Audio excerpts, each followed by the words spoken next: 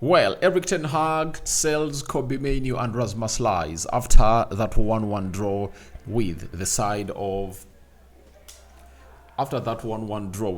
Burnley at the stadium of Old Trafford. I really found this concerning, and I said in the morning it's what I'm gonna really be on to see to it that we really pick out the bones on whether Ten Hag was right or wrong, because a statement was made by the fans.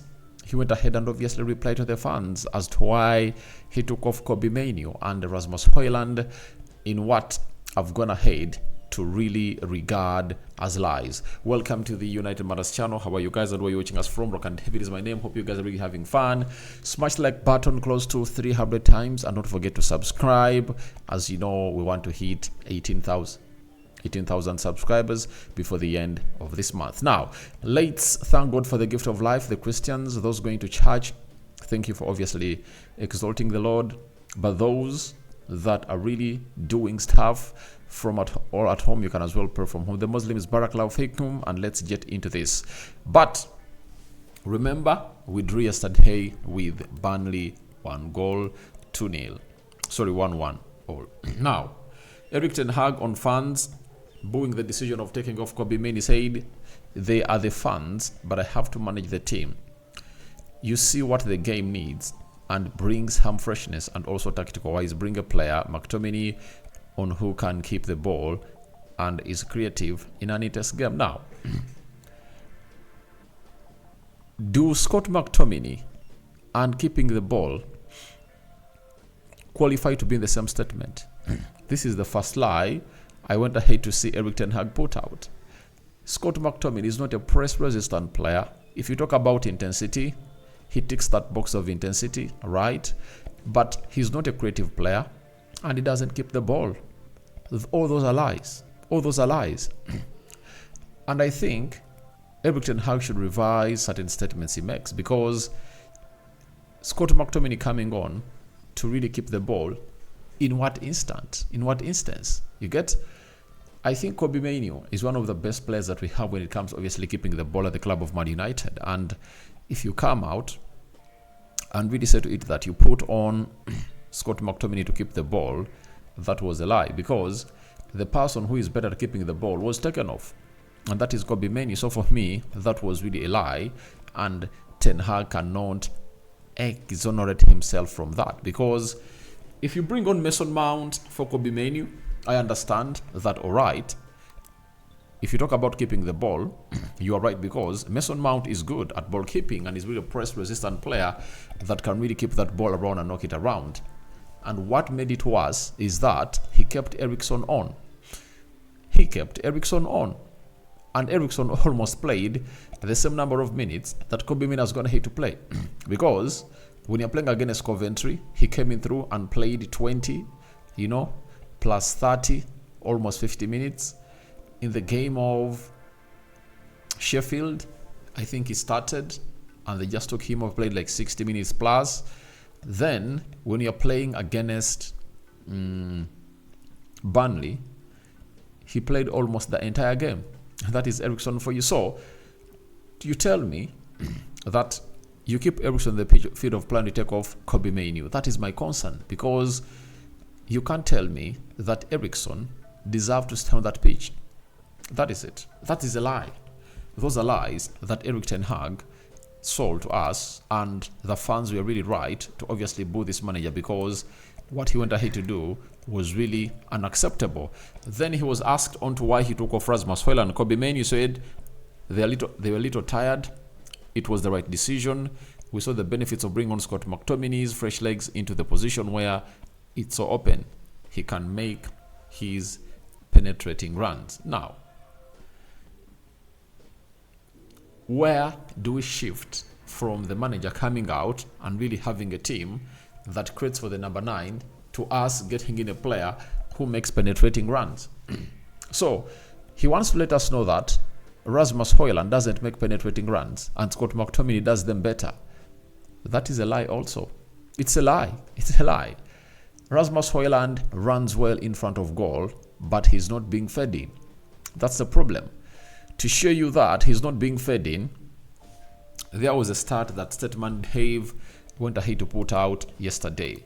Let me try to find it and read it to you here, and you get to know that Ten Hag was really selling us lies on the substitution that he had to make. If your center forward has gotten most of his service from a goalkeeper, what does that mean? What does that mean? You know, Statman Dave told us that Rasmus Hojlund, Statman Dave, that Rasmus Hojlund received more passes from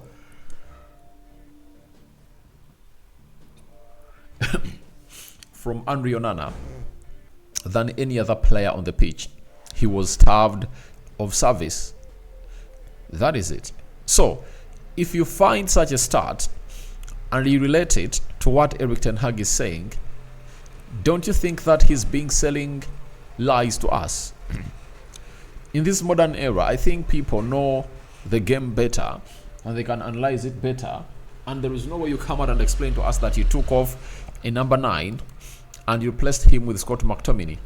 You know, you sacrificed Bruno, your most creative player, to play as a number 9. You know, and this guy to play behind him, Scott McTominay, who is really less creative. So that was really bad, and I think Ten Hag should revise his tactics.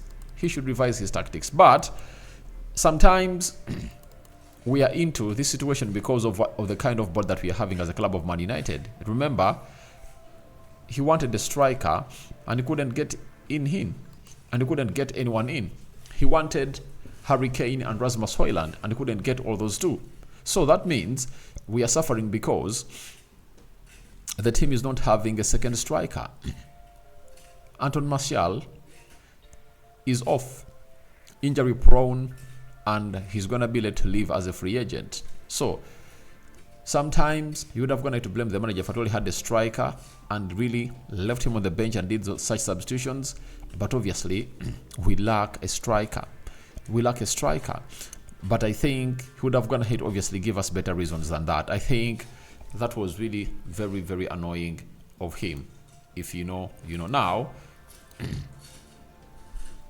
those are the 4 passes that Hojlund got from Andre Onana, right? Those are the 4 passes, as you see. Then, top players, pass contributions. Onana to Rasmus Hojlund, 4 passes. Dalot to Rasmus Hojlund, 3.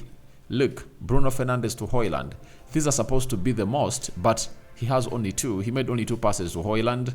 Harry Maguire to Hojlund 1. Eriksen to Hojlund 1. Meaning that we don't really play into our number 9 a lot. And these are the problems that Ten Hag should find solutions. So because, for me, I don't take off Rasmus Hojlund because I think if I tell the players that look for Rasmus Hojlund, he scores goals. He's more clinical, and we needed to obviously play him in. And tell me why a player like Mainoo, Mainoo is a 19, right? Rasmus Hojlund is 21. You've kept on a Casemiro who has gone ahead to play 120 minutes in the game of Coventry, 90 minutes in the game of Sheffield, 90 minutes in the game of Burnley. The same applies to Harry Maguire. All those players I'm talking about are 31 years plus. You keep on Garnacho, who has gone ahead to play the same number of games, you know, in the same age bracket with Rasmus Hojlund and Kobbie Mainoo. Bruno Fernandes soon making 30. You keep him on the field of play for all those minutes. Anthony, and you come out and really tell us that you took them because we are tired. No way. So Bruno Fernandes doesn't get tired, right? He plays every minute. Rasmus Hojlund gets tired. Kobbie Mainoo gets tired. That's really very, very bad of Erik Ten Hag. He should find a better explanation next time, and better lies can really serve for some longer purpose. But these cannot even travel to where we expect the team of United to be. But I tell you, Ten Hag sold us a very bad lie, right? That lie was really bad and it was uncalled for. And I think he needs to obviously get us a better lie, because these players are young and they can even play 2 games a week. We've seen players like Bukayo Saka play 2 games a week, you know, for how many seasons now? So All those are lies. He would have gone ahead to really serve a better purpose for the club of Manchester United. Then Ten Hag obviously came in through and told us the following: that very frustrated, this shouldn't happen. We put ourselves in a difficult situation in many phases of the game. We were very good, so in the end we have to make the 3 points and the victory. We let victory slip away again. Now, here's the reason as to why victory went ahead to slip out of our hands. I tell you, you take Rasmus Hojlund off, he's a threat. We all know how threatful he is to defenders because of his pace, and you take him off, that means you are adding more numbers to attack you, and the defenders are going to obviously connect to the attacking phase of Burnley.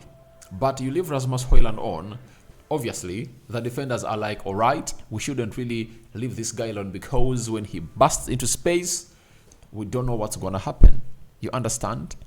That is it. So guys, thank you very much for watching it through. Smash like button, comment and share. Is Erik Ten Hag lying to us about the Rasmus Hojlund and Kobbie Mainoo substitutions? All that and more into the comment section below. Rock and David remains my name. I sign out for now. See you later, and I cover you all in the precious blood of Jesus Christ, and may the living to God bless you abundantly. Bye bye.